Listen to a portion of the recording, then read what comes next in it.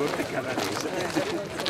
La visita in un luogo che ha rappresentato il suo lavoro di assessore alla cultura, il candidato sindaco per Scelta Civica Andrea Colasio apre le porte del castello Carrarese per una visita con il ministro dell'istruzione Stefania Giannini, arrivata a Padova per un incontro elettorale. Per Colasio si parte dalla storia e dalla cultura per potenziare la città. Rigenerazione dei luoghi simbolici, identitari, Cappella degli Scrovegni, il Castello Carrarese, la Cattedrale di Davanzo, come dire, il Palazzo della Ragione. Noi crediamo che la nostra città abbia delle enormi potenzialità come grande città d'arte europea e una città d'arte che ha due asset strategici, il grande Ateneo e la città d'arte, il turismo congressuale. Assieme al ministro il candidato Colasio entra nelle botteghe storiche e passeggia per i luoghi simbolo di Padova, città universitaria che deve dare risposte agli studenti.